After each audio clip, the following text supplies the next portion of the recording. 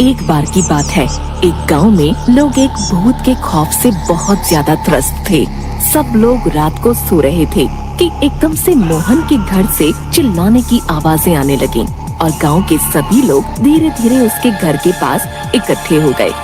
इधर गांव के मुखिया जी ने इंस्पेक्टर टोंडे को भी बुला लिया था। वो भी मौके पर पहुंच गए। क्या हुआ मोहन? है तुम्हारे घर से इतना चिल्लाने की आवाजें क्यों आ रही थी भाई? साला डाका डाला है, इंस्पेक्टर टोंडे के एरिया में डाका। मोहन भैया चिंता नहीं, साला छोड़ेगा नहीं चोर को। तनिक पूरा घटनाक्रम बताइए। क्या बताऊं भैया, बेटी की शादी के लिए कुछ पैसे जमा कर रहा था, लेकिन वो भूत आज हमारे घर आया और सब सामान और पैसा चोरी करके ले गया। अब मैं क्या करूंगा? मेरी बेटी की शादी कैसे होगी? मेरा तो सब लूट गया भैया, हम तो बर्बाद हो गए। लोगों ने उसे सांत्वना दी। भैया सब ठीक हो जाएगा, है ऊपर वाला सब ठीक करेगा भैया। है भूत? अरे दादा, हमको साला भूत से बहुत डर लगता है। बाकी वो भूतवा हमारे चंगुल से बचेगा नहीं। अब धर दबोचेंगे उसको हम। हाँ बता रहे। अगले दिन राजू के घर से ऐसे ही चीखने की रुपए ले गया। बेटे को गांव से बाहर शहर पढ़ने के लिए एक पाई जमा की थी। अब मेरा बेटा कैसे पढ़ पाएगा दादा?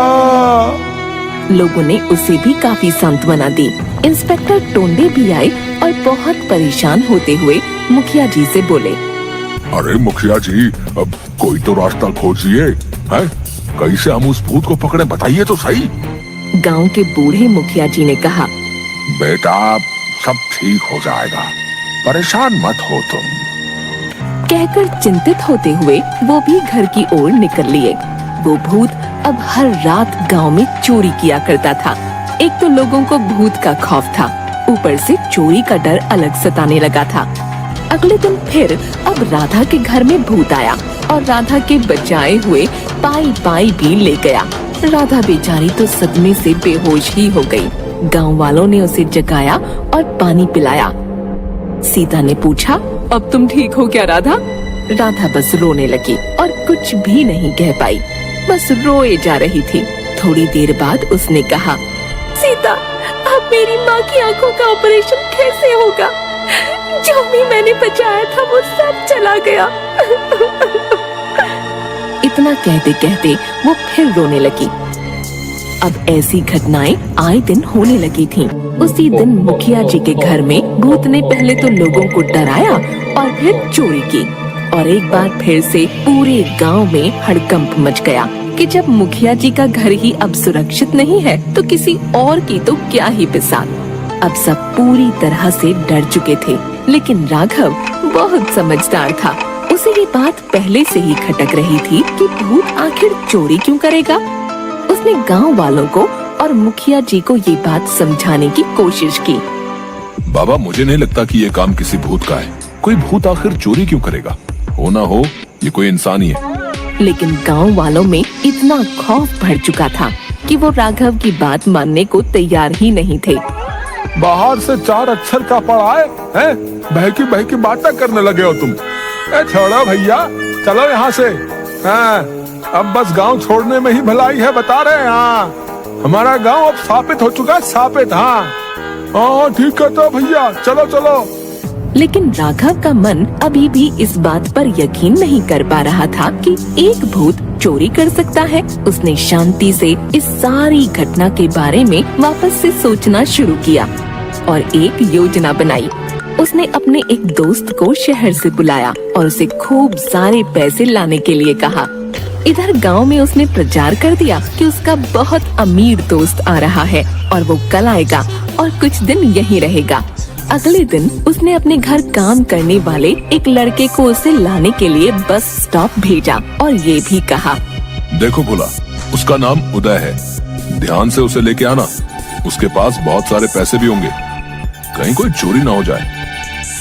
ये बात अब तक गांव में आग की तरह फैल चुकी थी कि राघव का एक अमीर दोस्त गांव आने वाला है।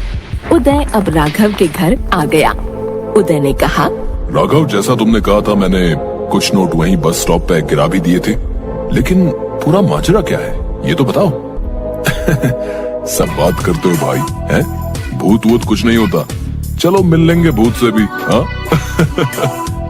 और दोनों हंसने लगे। राघव को बस अब आज रात का इंतजार था।